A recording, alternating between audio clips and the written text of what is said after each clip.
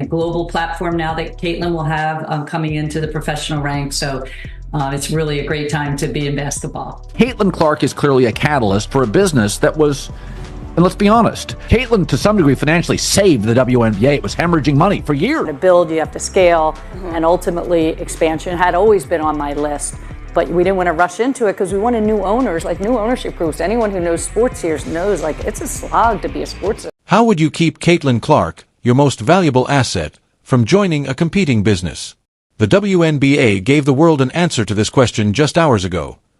Caitlin Clark, a name associated with basketball brilliance, has captured the attention of the entire world. Hi, Caitlin. Hey, what's up, Caitlin? Caitlin. Hey, Caitlin. Hey, Caitlin. Famous for her remarkable range and fierce competitiveness.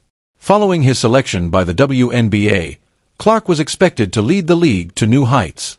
Indiana Fever select Caitlin Clark, University of Iowa. However, new rumors suggest that Clark might choose to leave the WNBA and travel to Europe in order to seek the lucrative contracts that lie ahead of her. But the WNBA is now prepared to provide a hitherto unheard-of ownership stake. The Indiana Fever, who wanted to keep Caitlin Clark on U.S. soil, anticipated that her entrance in the WNBA would be a game-changer. Actually looked up how much the tickets are going for. I kind of cut that price in half. After an amazing collegiate career in which she smashed attendance records and drew millions of viewers, the WNBA saw Clark as their golden ticket. She became the most anticipated rookie in recent WNBA history due to her ability to draw superfan audiences, improve TV viewing, and boost attendance to levels never seen by the league before. After choosing Clark, the Indiana Fever, who struggled with attendance and performance, witnessed a sharp decline in their numbers. Fever are going to be over 200,000 higher than the next highest total attendance in league history. Clarkonomics, my friend! Her ability to draw fans wasn't just speculation while she was in college, as many believed she could transform the franchise entirely on her own. Years Clark's games became must-watch events during her first season in the league, leading to some of the most watched games in women's basketball history and a nearly fourfold increase in Indiana Fever attendance. In terms of TV ratings, this contributed to one of the WNBA's best seasons. Getting more and more people, and it's getting bigger, it's getting louder, and it's a very fun environment to be in. Caitlin Clark was more than just a player for the WNBA. She was a beacon of hope for the future. Caitlin Clark is clearly a catalyst for a business that was, and let's be honest, Caitlin to some degree financially saved the WNBA. It was hemorrhaging. However, it was much more exciting than her WNBA debut. It was Caitlin Clark. With alluring promises, European clubs are likewise aiming for financial security. Top WNBA talent is drawn to Europe because players like Diana Taurasi and Breanna Stewart have openly discussed how playing there provided them more opportunity to compete and more money.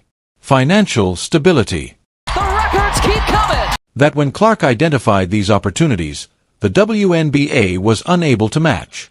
Because of the significant cost gap, she began to consider sending her abilities over the Atlantic, by accepting contracts from European teams that are more than what the WNBA currently offers.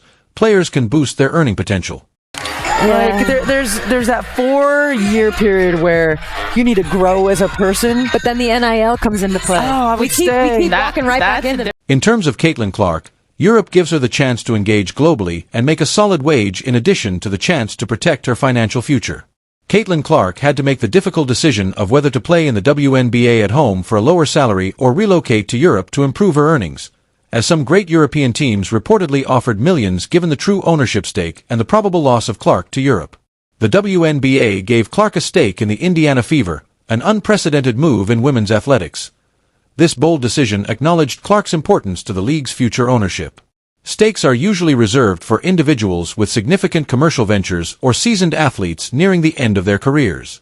For instance, at such a young age, Michael Jordan's ownership of the Charlotte Hornets offers both a player and an ownership stake, which is unprecedented but demonstrates how much the WNBA respects Clark and acknowledges her potential to have a future impact on women's basketball. 500,000, $1 million off your NIL? Are you staying? Both the league and the Fever's ownership group see Clark as a long-term investment. If she stays, she will play for the Fever and be involved in the team's financial decisions.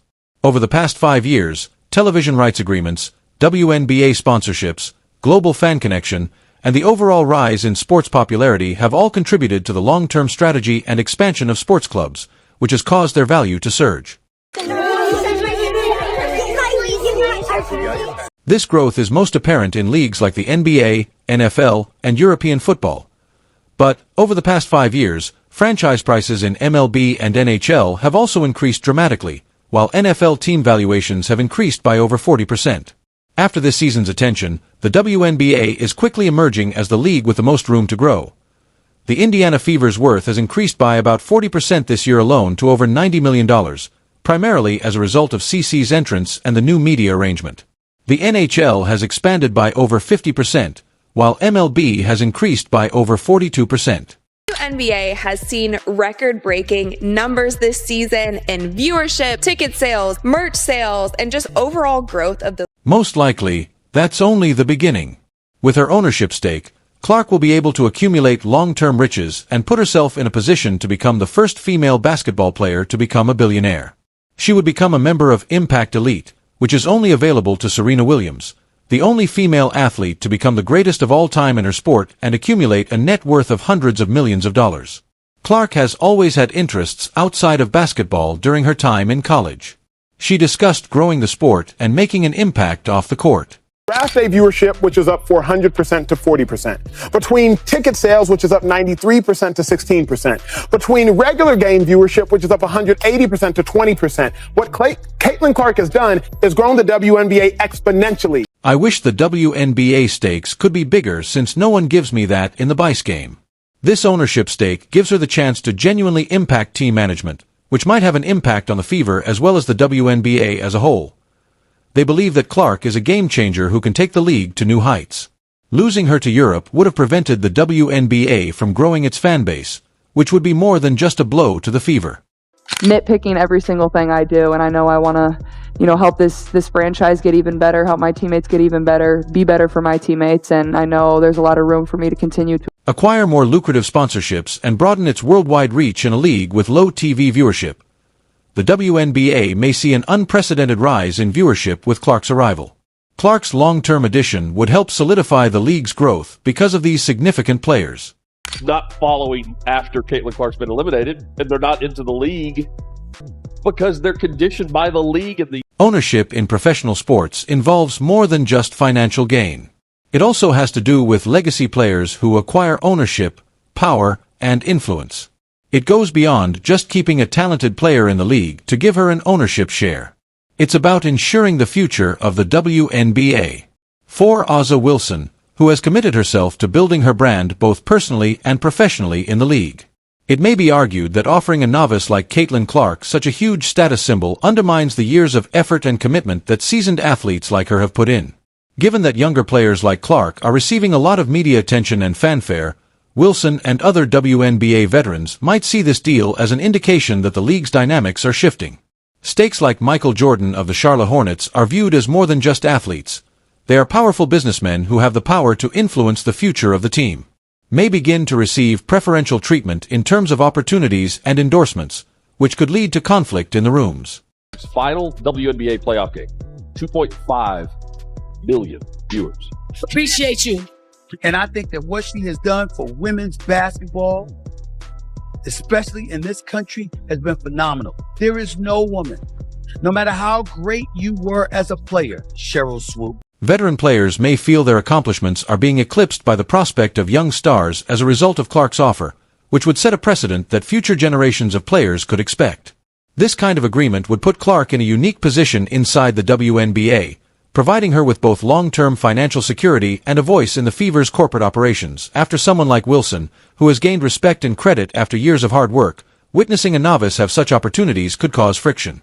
It represents a shift in the league's value structure for its younger, marketable players in comparison to its more seasoned veterans, in addition to a financial disparity. Playing basketball right now is a miracle. Some of the fans that were unhappy with her one play, a defensive play, called for that same tumor for her. Ultimately, the offer of an ownership stake represents both Caitlin Clark's growing fame and the NBA's need to retain its most marketable talent.